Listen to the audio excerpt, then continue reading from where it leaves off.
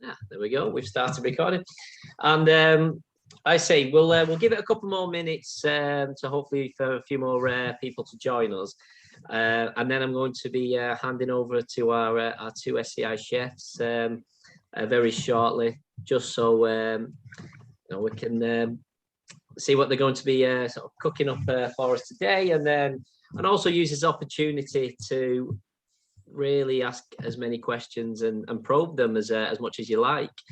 I know I will be. This is something I've got a very keen interest in, just cooking in general, but also how they got into cooking, etc. So we'll give it one more minute, and then we'll get started.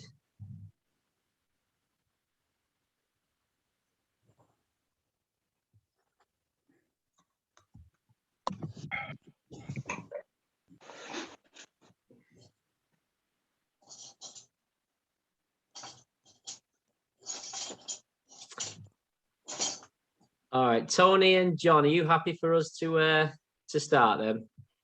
Yeah. Fantastic. Well, let me introduce Tony Mcgrath and John Simpson to you both, to everybody. They are the two SCI chefs. As stated in the name, they both have spinal cord injuries, and they are chefs. And today they're going to be cooking up some treats for us. And also, it's as I said just then, it's a great opportunity to really ask as many questions as you want, not only around their cooking skills and what they're cooking and techniques, but also how they got into it and anything that you want to ask them. They're both very open to answering your questions today. So, John and Tony, can I hand over to you guys to do probably a better introduction than that? And tell us about yourselves and tell us what you're going to be sort of cooking up for us today. You start, John. Go on, you can start. Yep. So we're the two SCI chefs. We started. It'll be getting on for. I think it'll be a couple of years in February. We started during lockdown. Really, me and Tony met. Tony was my mentor from back up, and it got towards the end of our 10 calls, and I'd told him that I was a head chef at a tourist attraction before my injury, and it just went from there, really. Tony said he was a trained pastry chef, and he'd done it many years ago, and I think beginning of lockdown I started to think I could do a recipe challenge where I was going to cook 100 recipes in 100 days. But after about day 3 with a spinal injury, that was absolutely no chance. I think I had like big ideas and things like that. And I carried on cooking recipes during lockdown, and Tony decided, well, we've both got spinal injuries, we're both chefs, we cook when we can, and that's how it came about, really. And I think the biggest thing, what we always say, is if we can sort of inspire one more person to get cooking and think, yeah, I've got an injury, but I can still do something.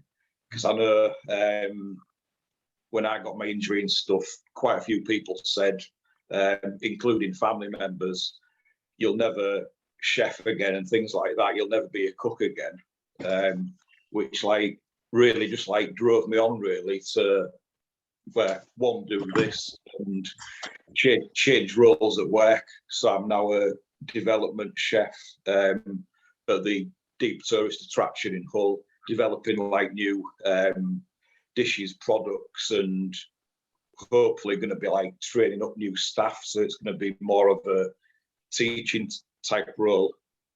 So I'll hand over to you anyway, Tony, if you want to fill a bit of your story in and what we're cooking. Okay, so hey, I'm Tony. I'll start doing some bits and bobs while I'm talking, because we've got a bit to go through. So I was injured. Well, I wasn't injured in 2013. I had osteomyelitis, which ate away some bone in my L3, L4, and it damaged discs and caused quite a bit of damage. So I'm fused from L1 to S1. And then 3 years ago, I had a spinal cord stim fitted, which has got its bonuses, and sometimes it is no advantage, especially when it runs out in the middle of the night. But I'm thankful I've got it. As John said, like quite a few years ago, I joined back up as a mentor after I was mentored myself. And so that was it. So I met John that way. And so, yeah, it's all good. We do this for SIA. We're also in the Forward magazine every edition. We also do work with Backup, Keeping Fit Cord Requiner, and we've got our own. We were ostensibly on Facebook, but we're now moving everything over to Instagram because it's a more a visual media form. So we want people to find the food visually appealing, and then go from there. So anyway, I'm going to start getting on with my bits and bobs. So let me just, this is not helmet cam, but it's kind of, let me just bring these up a little more. We keep saying, don't we, that you need like a head cam really. Yeah, totally. It's probably going to be a bit wonky. Right, okay. So in here, I've got the icing sugar. I think they sent the recipe out with everybody. I've got the icing sugar, I've got the almond flour, and I've also got my spice in there. Now, this is not to make it any finer, it's just to really thoroughly, it's like a tiny food processor. So I basically do that. I've got everything behind that. When you're I'm trying to balance everything, where I'm going to put that. Stick that somewhere. Right, stick that there. Okay, so this all together. Now, to get the best result, you really need it sifting. So it's a bit boring, but we'll have to sift all this, but it's all good. So we're going to make today spiced macarons with chocolate, dark chocolate, the middle bit.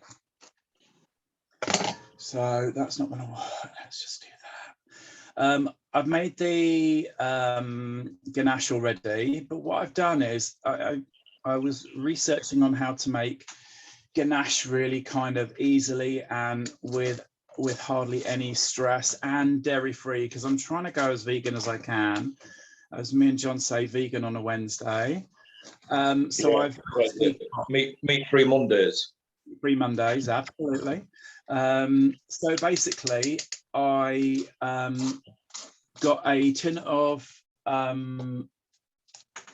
coconut milk, full fat.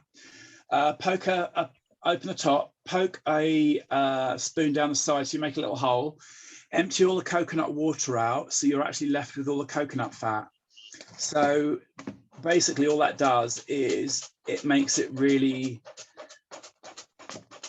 kind of, it's like basically the coconut cream. So what I've done here is, if I show you quickly, I've melted it in the microwave and I put some single malt Haig in there, and I put the single malt Haig and I put some orange essence in there. So let me get that in there. So I would have done this before, but I'm trying to make sure I get everything done on the thing. So that's that. So once this has all been thick, like sieved, basically when you have like almond flour, God, my arm's knackered, you get big bits, big lumps. So it's just to make sure there aren't any big huge lumps in there. So let's just do this. John, do you sat on your butcher's block, Tony, at the minute? I'm on the perching stool. Yeah, I sit on. I've got a butcher's block in my kitchen because I've got a really thin galley kitchen. So sometimes it can be a bit awkward. So normally if I've got this little sage oven, which is amazing. I've just ordered, because my main oven broke. So I ordered this little sage oven off eBay, and that is the best 50 quid I ever spent. Right, so let's get rid of that lot. We always say, don't we, it takes about half an hour to do these lives and about 2 hours to prepare and about, I don't know, however long to do it. So that is basically the almond flour, the icing sugar and the spice mix. My hands are clean, just thought I'd say that. John, do you want to talk for a little bit while I get the other bits ready? Sorry, can I just ask a question there, Tony? As you know, obviously you said that you're sat on something at the minute. I know I asked at the start, but I don't know if it was mentioned that you have an L3 incomplete spinal cord injury. So are you able to stand? Do you find standing when cooking tiring? Are you able to do that? Yeah, no, I can't stand when I'm cooking. I have no feeling or motor power in my right leg, and that was all attached to the right leg, like the bum cheek and my up to my flank. So I've got no sensation on that side, and I haven't got any. I can't like put weight bearer on it, and my right leg's probably only got about 50 or 60% in it. So I don't know what the osteomyelitis did to my spinal cord, but it really kind of damaged it. So what I do is I sit on a perching stool, which I am now. But for things like this, when I'm doing things doing things like this, I find it quite awkward because it's right at the wrong angle. Do you know what I mean? Yeah. But there you go. Right. So I know normal people probably wouldn't want to do this, but I've got a sugar thermometer. I've even got one of those laser gun thermometers.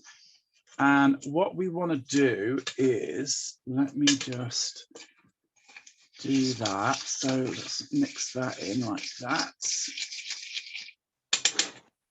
Right, so we want to get this to 118 degrees. So just whack that in there. What am I trying to do? I'm trying to get all these processes in my head. Right, so how am I going to do that? Let me just push that up a little way back. Hey, Johnny, do you have a version of this recipe for lazy people? Do I have a what? A version for lazy people. Oh, yeah. Just, buy them. Buy them. Max do amazing macarons. They really do. Thank you. Love it. For lazy people. We're not lazy. We're just challenged. That's what we are. We're not lazy. We're just challenged.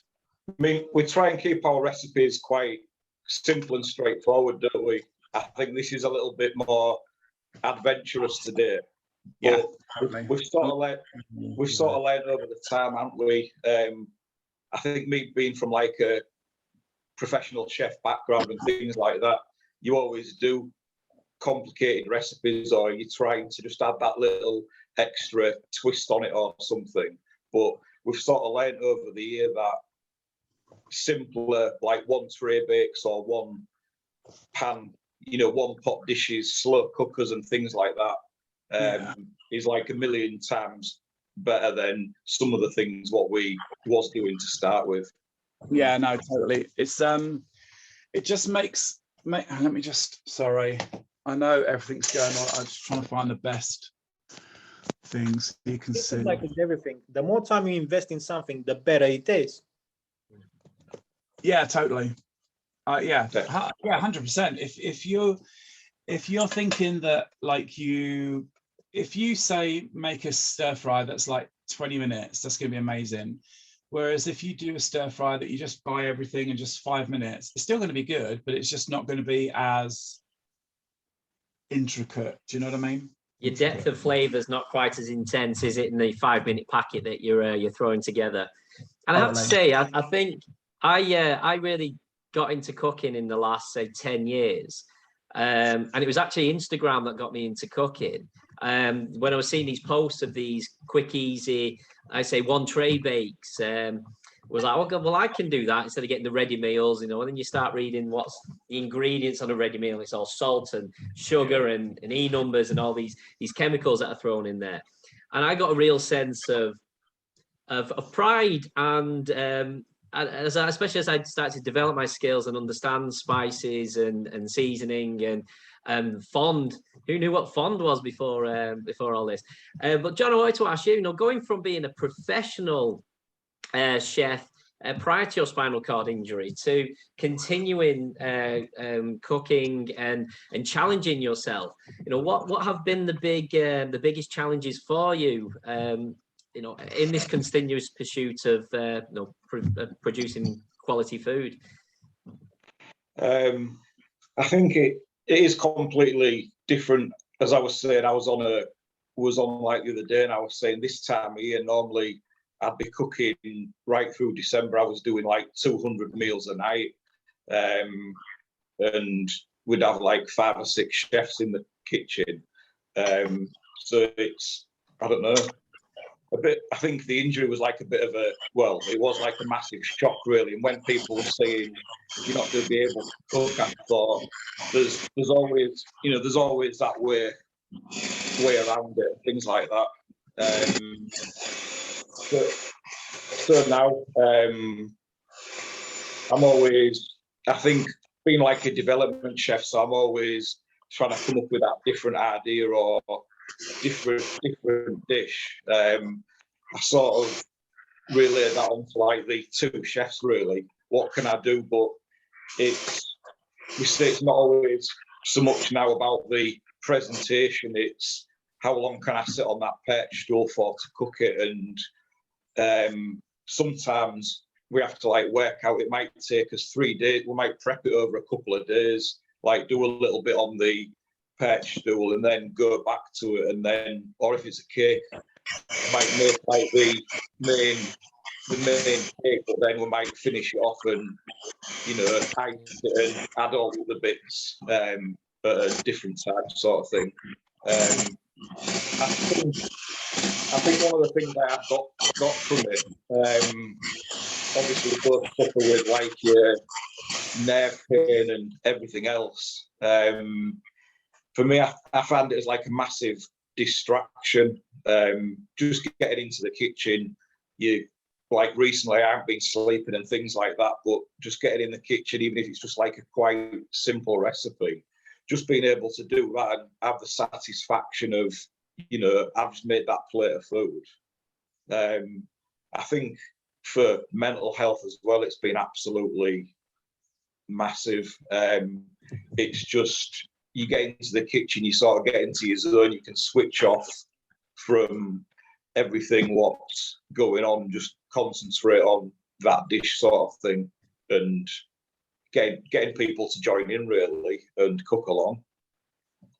No, it's great. Like I say, the you know, finding physical and mental benefits from this is so important. Thank you, John. I see we're getting some soft peaks there, Tony. Do you want to just give us a quick description as to what you were doing there? Okay, so I had 4 egg whites in here, and I put a pinch, or well, half a teaspoon of cream tartar in there. I've got the caramel. It's on to 110 degrees at the moment. Cut off is at 118, and then I'm going to whack these meringues on full blast, and then I'm going to gently drizzle the sugar into that, which make a Swiss meringue, which will be far more stable than a normal meringue. Yeah, so this is probably a few more steps than probably we would do, but I want to make sure the product that comes out is something like this, that has a little foot on it, that has a proper like little meringue. Can I have that one? Yeah, you can. Yeah, you can. Yeah, can you post some out, Tony? Absolutely. Oh, with them, sorry, I forgot to say, whenever you're doing meringue or anything like egg whites, I always put stuff through the dishwasher. Like I've put my beaters, because I've obviously done another batch this morning. I put my beaters and the bowl through the dishwasher on a high wash, and I put it through the drying cycle as well. So it cleans off all there may be a little speck of grease on it, which will stop the protein in the egg whites forming whatever they're going to form. Sorry, temperature. So yeah, where are you there? So that's what I'll do. Make sure everything's really clean, or even if you've got if you can run the hot water sensibly till it's really hot, and then just rinse everything out and then dry it with a clean cloth. That's how I would do it. Interesting. I didn't know that. So we're about temperature. Oh, okay. So this is where I get a bit panicked. Let me just put that. What got you interested in cooking? For my case, was my ex. The first 3 years were difficult, but the next 5, I never complained about food once I started learning how to cook. So what got you interested in cooking? I think once you've got the interest there, and I think once you try and try and do it, I think that's when you really enjoy it. Definitely. Right. I'm not ignoring anyone. I'm just going to incorporate this with this. Make sure you don't splash the hot sugar on the beaters, otherwise it's going to splash all over you and you're going to get red raw. So one sec, I'm going to do this.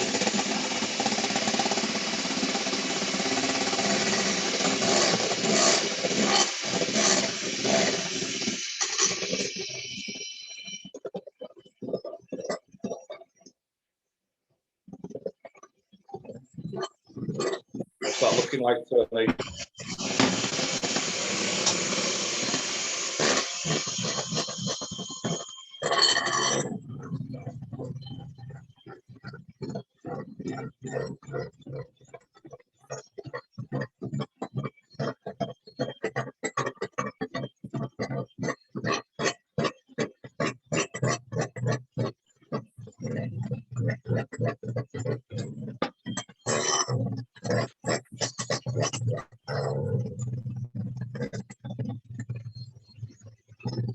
And then what we have to do is beat this until the bowl is obviously red hot, until the bowl is cooler.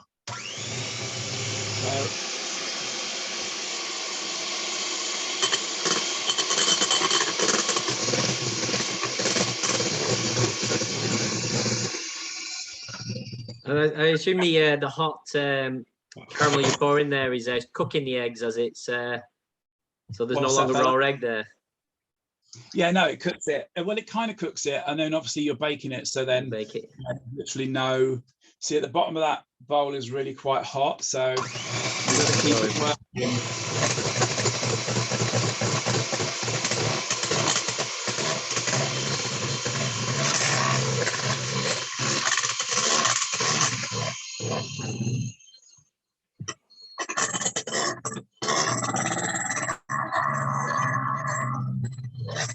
I was going to say, Tony, you can also use a blowtorch, can't you? If you don't pop it back in the oven.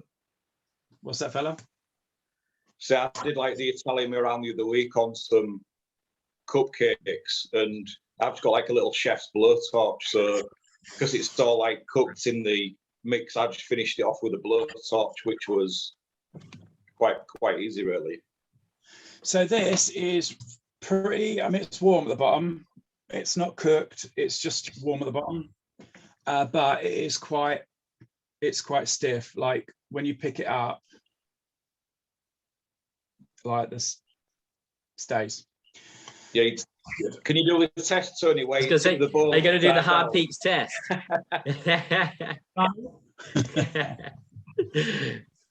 Let me just smooth that down then. Okay, hold on 1 second. Where do I put that? Okay. Is it going to go? Done. See it? So do you share these your recipes on your social media pages? Yeah. Yeah, we do. It's these are actually on the SIA page, aren't they, John? Yeah, but we'll try and get as much as we can on Instagram, and we're going to start using Twitter a lot more as well. If anybody wants to, we're going to set up like a mailing list as well, so we can start like sending like newsletters, with like recipes out and things like that. Sorry, John. I can just see Tony. You're obviously not just stirring your meringue there. You're folding it. Yeah. So the way with folding is you scrape around the outside and then you cut through the middle. So what you're trying to do is, this is going to deflate some of the meringue anyway. You're trying to negate as much as that as possible. But remember, the meringue is fairly much semi-cooked. So you're going to lose some volume, but not a great deal. So what I've done is I've added half of the mix. There's still half of the mix left, see, in there. So I'll get most of the mix into this, slacken it down, which means just sort of incorporate some of the dry with the meringue, like I've done now. So that is pretty much, can you see that? That's pretty much incorporated, and I haven't lost that much. And so I will just incorporate the rest of this. go from there. Any questions? Anyone? To be fair, it has taken me. I did meringues when we had our afternoon tea, didn't I, John? And they were a bit of a nightmare. So this is like trial by fire. This has been, and I really was against doing the whole Swiss meringue, like the cooked meringue. But I think this is the only way I found to get it done and where it's stable enough. So they are tricky, aren't they? I think really, it's like you say. It's like you say though, Tony. It's like testing yourself, isn't it? Really. Yeah. I think meringue being such a technical, or being quite a technical little thing to make. Well, if someone was, considering actually, I just want to try cooking just to sort of test my hand at it. What would you recommend? What would you see as a starter thing to make? I'd probably go for something like I did it on the Christmas cafe last year. The gingerbread. That's quite easy to do. You've got like your dry ingredients, your wet ingredients. Mix it all together. Pop it in some cling film. I can get the recipes on our socials as well, but I can send it in. Basically, get like your dough into some cling film in the fridge. Take it out, cut your pieces out, and then you've got your 10 minutes in the oven, and you've got some really nice fresh gingerbread, which I actually made a batch. I think it was last week or the week after. I was in the backup lounge and I did the gingerbread, and like Tony said, we ended up making 2 or 3 batches. So I thought I can't eat all that gingerbread, so I've got like 3 batches in the freezer, but it's quite good. It freezes really well, and if you sort of roll it into a cylinder, you can just slice it off and pop it in the oven.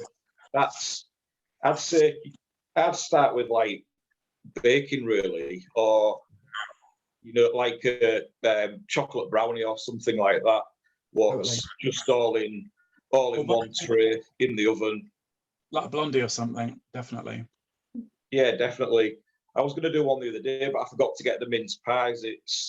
You see all these different variations now on chocolate brownie. You sort of do like your chocolate brownie, you pour your mix in, and then you sit like 6 or 8 mince pies whole in it, pour your brownie mixture over, so it actually just cooks, and then let it cool, and then you've got the best of both. Then you've got your mince pie, but you've got it sort of encased in that chocolate brownie.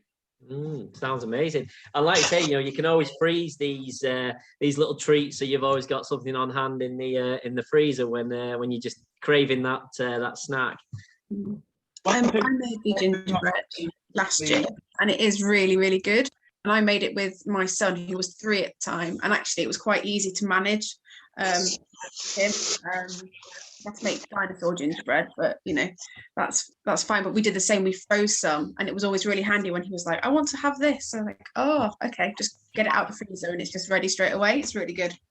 Brilliant. Okay, so I folded everything in, and the thing with macarons, if you want to see if it's the right consistency, if you plop it off your spoon, it kind of ribbons, and that's kind of like that, kind of dribbles off. Perfect consistency. Now, what I've done is I've gone on Amazon and got these like basically they're disposable piping bags. So what I've done is I've got my Easy Yo.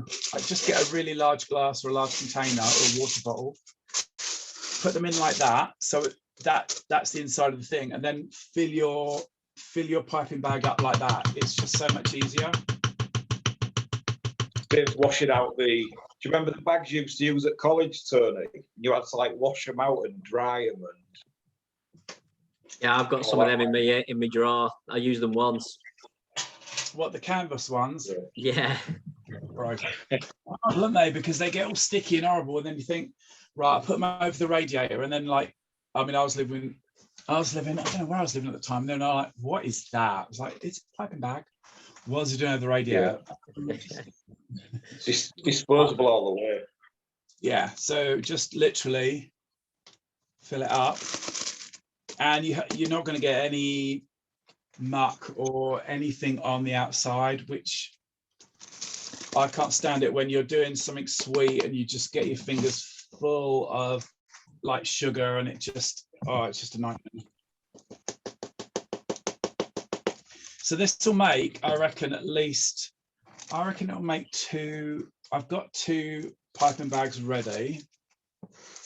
So I'll get that one. So that was all fit. So I've not taken it up there, but it's all filled in the inside. Got another one for the old NutriBullet. Thank you very much, NutriBullet. Tony, what are you going to do with all these macarons? Well, I made like 4 loads of the Batches. gingerbread the other day. So what I'm doing is for the local, because I run a non-profit for HIV patients, I'm making them a cheeky little macaron and gingerbread like package, and they're going to get those for Christmas, whether they like it or not. I was going to say these would make perfect little Christmas presents for relatives. Right, so what I'm going to do is you lift it out like that, and you have to kind of push it down. I'll have a bit of air in, so that's not a problem. Push it down like that, so it's like that, and then where are my scissors? Because I have a kitchen that's the size of like Pinocchio's workroom.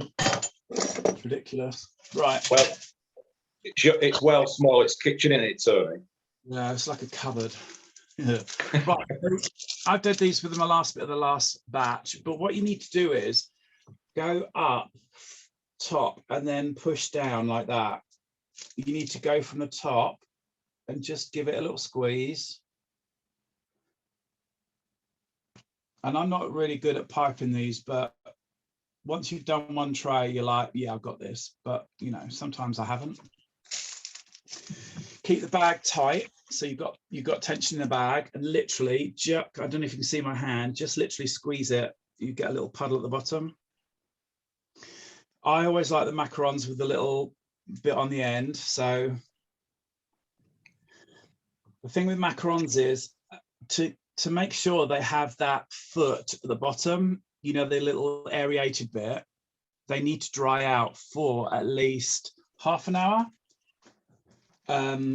So let me just get these piped out. So what I'll do is I'll leave these for half an hour out, just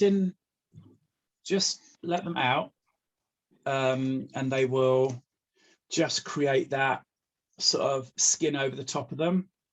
Because they're egg and because they're partially cooked, they've still got all that protein in them. I'm now have so many macarons, John. Yeah. Right, so that's my little macarons. This is one I did a little bit earlier, and you can tell they're hardened.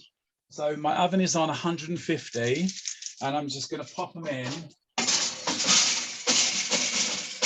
for 14 minutes. That's it, 15 minutes. So what you can do is get a bit of water and just put the big ones down so they're not too, you know, deformed and stuff.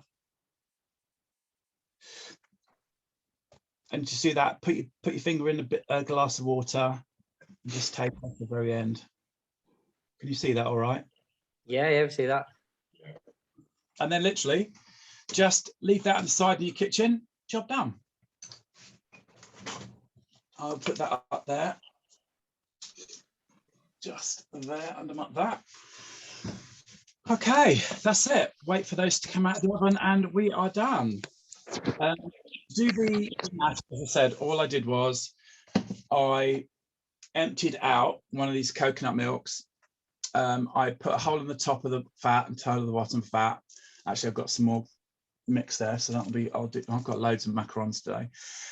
Get the fat out of that, and I put that in the microwave jug, and literally blasted it for, I think it was a minute or a couple of minutes till it dissolved, or got watery and was bubbling, then I just threw in 200 grams of chocolate, 2 shots of single malt Hague orange, and then some orange essence, and that's it. So this has to go in the fridge ideally to firm up and just get a bit thicker, and then I'll be able to pipe that in. So I won't be able to do that on this, but I will obviously show everyone what they look like when it's all done.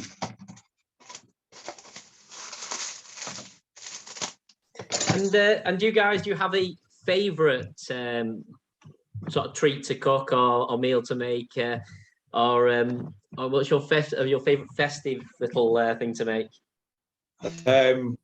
I'd say my festive thing. I think I popped it on Instagram the other day, but I do like making a Scotch egg. So it was you get some decent sausage meat, mix cranberry into that, and then where you dip it in your flour, egg and breadcrumbs, do like 50-50 to like your sage and onion stuffing, mix that with your breadcrumbs and get plenty of cranberry into it. So you've got like a real nice, I just call it like a Christmas dinner Scotch egg. I'd say my favourite thing to cook really is anything cooking outside. I've always liked to barbecue, and during lockdown, my father-in-law built me like a accessible outdoor kitchen around the barbecue. So my barbecue used to be a little bit rickety, and I thought I was going to actually knock it over. Whereas now I've got like a solid gas barbecue, and I've got like 3 worktops really around it with a roof. And then it made me out of like an oil drum, like another separate barbecue, which when I get round to it, start smoking my own meat and things like that. So I think I always say, whatever the weather, I'm always, depending on like pain and things like that, I'm always out there. The weather won't stop me. I think there's a picture on Instagram last year of my wife was like, "What are you doing?" I'm like, "I'm going to barbecue." She said, "It's absolutely snowing outside. It's like a blizzard." I'm like, "I am going to get down there." So she helped me down the garden so I didn't slip. And then I was there like cooking a full English or something in the middle of winter. So that's my favourite. You're more desserts, aren't you, Tony? Because you're the pastry chef. Yeah, I prefer like doing desserts and stuff. That's how I got to the size I am. But yeah, no, I do like pavlovas, anything like that. Something really nice. But I obviously, as I said earlier, I'm trying to go a bit vegan.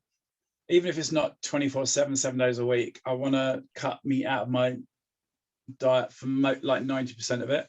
So I've been trying to find out how to make like one of my friends is gluten-free, so I'm trying to make just like find out for her the best flour to make like a sourdough starter and stuff. So I've got like about 4 or 5 sourdough starters with like rice flour, with cauliflower, with almond flour, with coconut flour, things like that. So I'm trying to do that. So I'm trying to develop that for her. But yeah, I like desserts.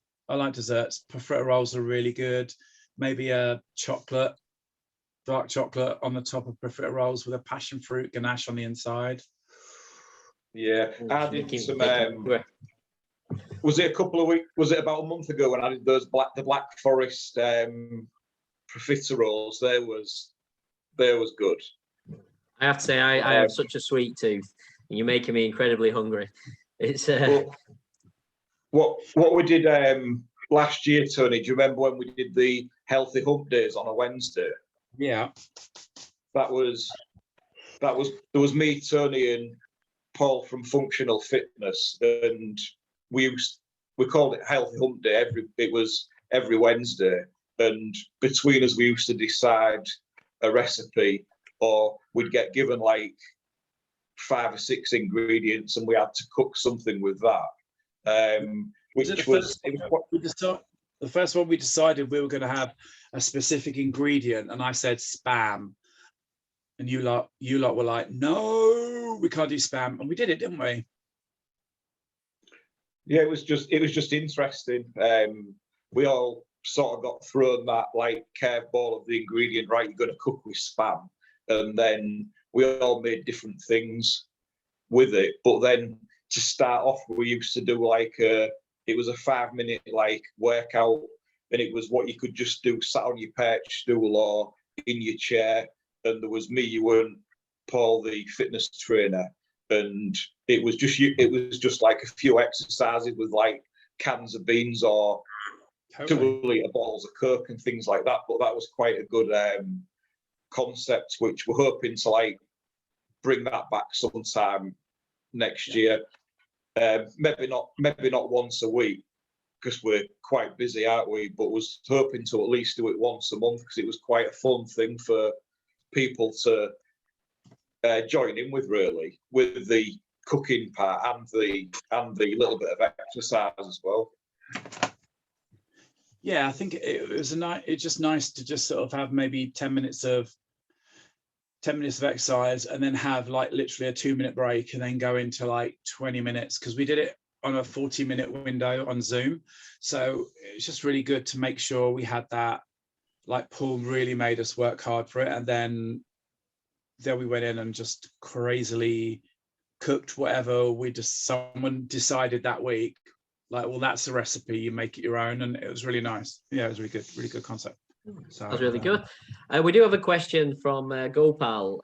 Is a substitute to mullen for people who are vegetarian who are making macarons? Sorry, maroons. Yeah, you can use, the liquid that's in the chickpea cans, aquafaba, yeah, you can do that, and it's vegan as well. So it's really good. Just make sure you stabilize it enough, because sometimes I tried to make aquafaba meringue, didn't I, before, John? And literally I just had mine for about 2 days, and I put it in thinking, oh my God, it really whips up nicely. It looked like pavlova. I threw it in the oven because I was going to break it up into shards, and I was like, why is that all over the floor? And it kind of melted, so I hadn't stabilized it enough. So just make sure you stabilize it with some cream of tartar. Sometimes put a couple of drops of vinegar in. Red or white wine vinegar is good, but yeah, that can be done for vegetarians.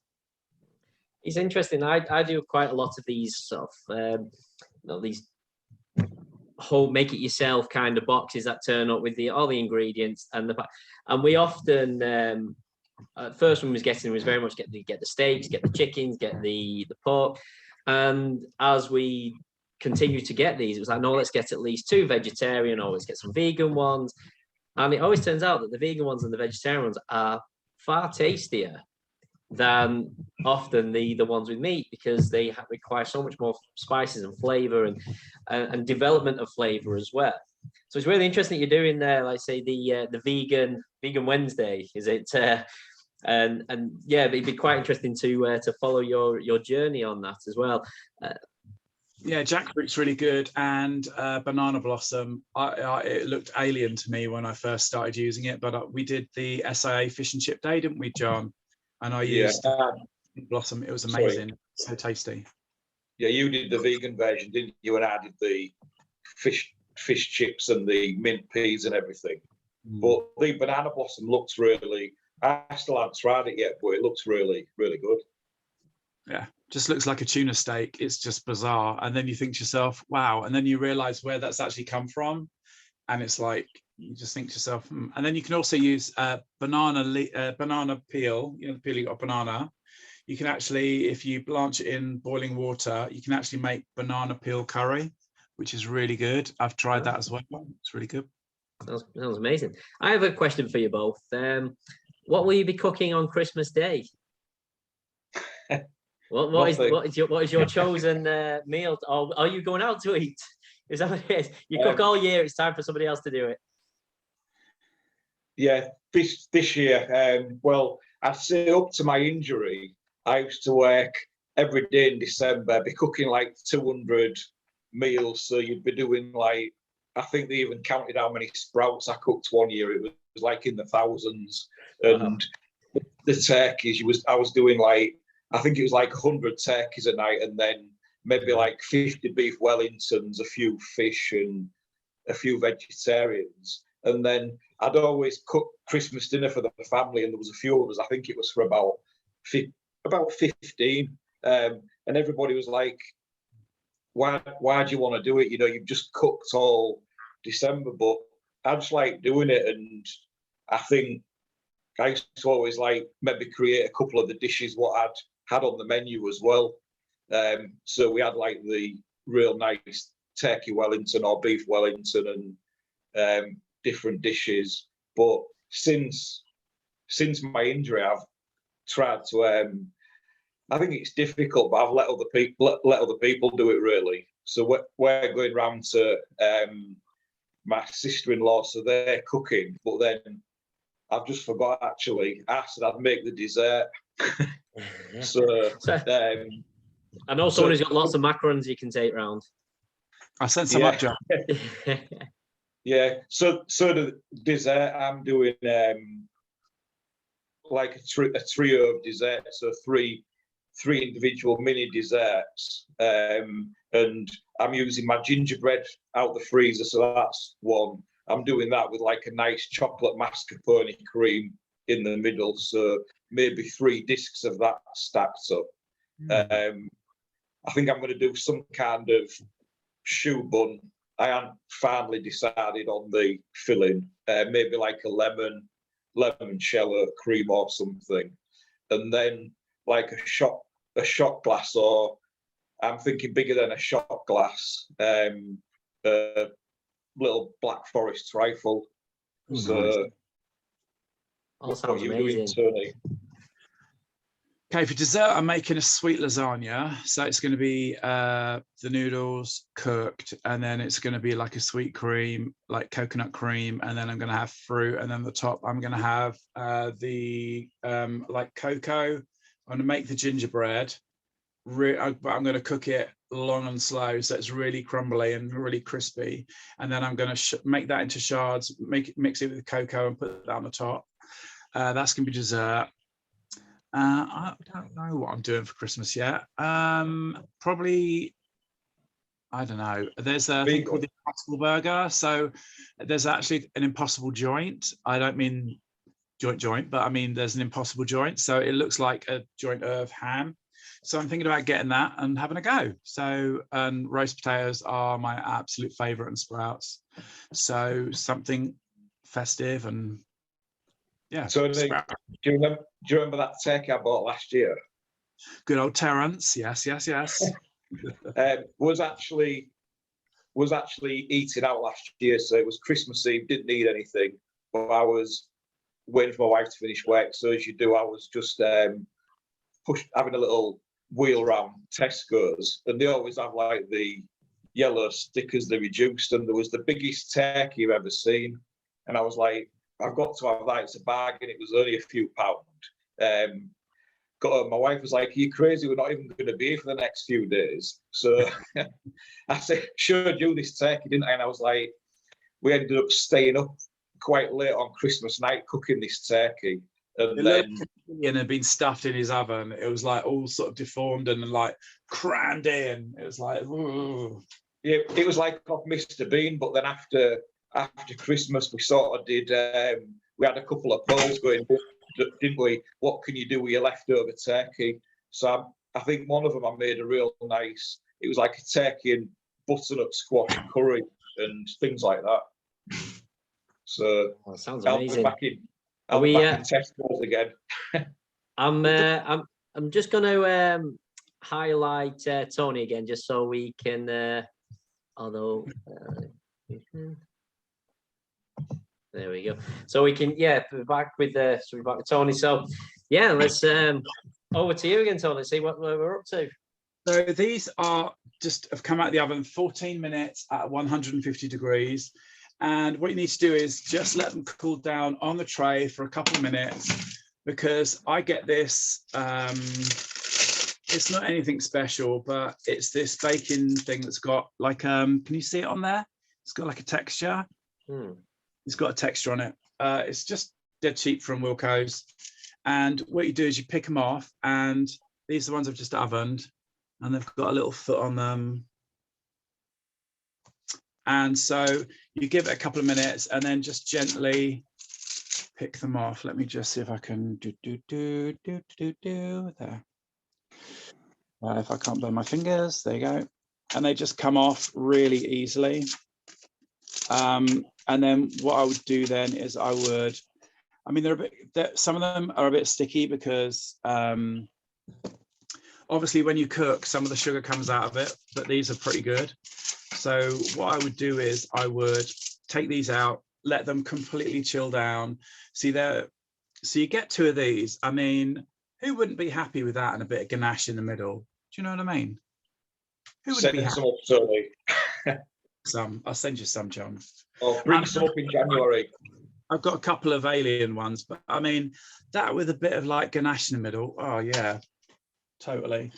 But I did make some other ones today. I made some normal, if you went into an Italian restaurant, I don't know, I'm a kid of the 70s. So in the 80s, my mum always used to come back with these Amaretti biscuits. And so I've made these different ones. So they're made with, basically, you just don't whip the egg white at all. Just the egg white, the icing sugar, the almond paste and all that, stick it all together and make it into a paste. And then it makes them into these little flat pancake things. They're amazing, but they're sticky. But that was my first try this morning. And that was my second try this morning. And because and that's obviously, you've just seen my third try. So like doing these lives, it's like, sometimes it's a bit of a baptism of fire, because you suddenly think to yourself, I've got to make it look good and make it look easy, which sometimes it's not, but we love doing it, don't we, John? Yeah, I think it's like what we said before. If we can get one person really to have a go at cooking, and we always say, don't we, just try and do it as safe as possible. We both sit on perch stools. We haven't really got specially adapted kitchens or anything.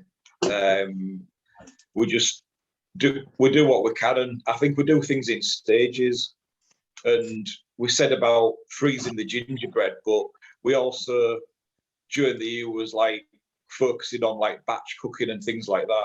So if you're going to make that lasagna or you're going to make that turkey curry, double it and get your little containers, freeze it down, and then like me today, I've had a couple of nights with like no sleep and just the usual SCI stuff, and I've got like some lasagnas and bits and pieces in the freezer, so you can still have a home cooked meal. I think the other thing we say with Tony is not cheap, but there's always like shortcuts where you can buy certain bits of the recipe and things like that, or buy the ready chopped, whether it's like the ready chopped veg or something like that, but just having that finished product at the end of the day. We also say about gadgets as well, don't we? Oh yeah. Favorite gadget at the moment is my dehydrator. I love it. We just say like any gadgets to make it easier. Like I've got a liquidizer, food processor, just anything really. Your hand blender. Yeah, totally.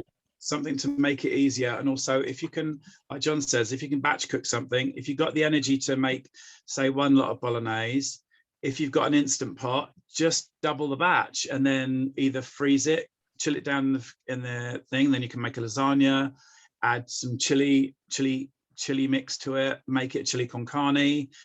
Really easy meals. And there's something like like John said, get the pre-chopped onions, you get the pre-chopped peppers, you can get everything prepared now. And I know some of our stuff, people think, oh God, I'm not even going to try that. But like we always say, if you can make it your own. Like my thing to start with, when I first started getting back into cooking, was cheese on toast. I could make it and I was good at it. So just put whatever you need to on your cheese on toast. Personally, Worcester sauce and butter. That's my one. That's brilliant. Thank you. Thank you.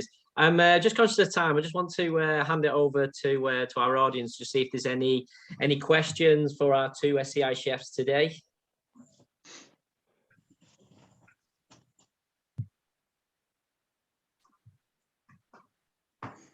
Feel free just to unmute yourselves and speak up if you do.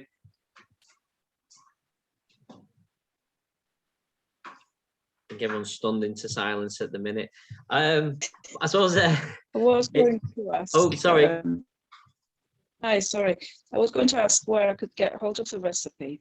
I don't have Twitter or Instagram. Yeah, the recipe from today it's on the SIA Facebook page. It's on our Facebook page, but our Facebook page is closing as of tomorrow. But it'll be on our Instagram and our Twitter, which is just 2 SCI chefs. And then just join. We're a friendly bunch. We don't bite. Well, not much anyway. We're on email as well, so we can, if you send us your email address, we can email the recipes out as well. Because we're looking at setting up a mailing list so we can send out recipes and bits and pieces what we do that way. I have put the link to the to your Instagram page in the chat. If anyone wants to click on that, you can follow. I don't have your Twitter at the minute. I'm not a big fan of Twitter, so it's 2 SCI chefs. So yeah, there you go. Just search 2 SCI chefs, and I'm sure you'll find it. I'm sure all your information is then going to be on our Facebook page, where people can follow you and find the recipes and give it a go. And if you do, make sure you tag the 2 SCI chefs in your posts and show them what you've learned from this. Let's rate what you do. Like, it's always really good to see people trying our recipes. And like, I think Alison, you did the gingerbread, didn't you, with your little one? And I think it's really good that people are like, just try. Even if it looks complete state, it doesn't matter. You've tried. And I think that's the thing of trying, is like, keep trying, because you'll get there in the end. Yeah, brilliant. Well, thank you very much, Tony and John. Tony, you get to eat all the macarons now, so enjoy that. Feel free to send some out. I'm happy to rate your cooking. I'll have some samples sent my way. Thank you very much. Just need to know, what is the wine that would be best drank for pairing with him? What's that? Sorry. So what wine is best drank for pairing with macarons? If we're doing the proper food show here. Laurent Perrier Rosé champagne. Yeah, that'd be me. I'll do. Well, I'll definitely give these a go, and I'll get myself some champagne. Well, probably Prosecco, and see how we get on. And I'll stick a post on and see what you think of my attempt. Well, thank you so much for being with us today. And I'd say make sure everyone gives them a follow and a like on their social media. And what I'll do is I'll this will be posted onto our social media as well, and you may even get a few more people requesting your recipe from this as well. So unless there's anything else anybody wants to add or ask, or anything else from John or Tony. Merry Christmas, everyone. Just in case I don't see you again, Merry Christmas. Yes, Merry Christmas, Daniel. Thank you very much. Yeah, John and Tony, as soon as I can walk, I make your recipe. Absolutely. Excellent. Awesome. Thank you. Merry Christmas, everybody. Yeah. Merry Christmas, everyone. Have a great time, and thanks again to the 2 SCI chefs. You've been brilliant. Good holiday. Bye, guys. Thanks a lot. Bye, everyone. Thank you. Yeah, thanks.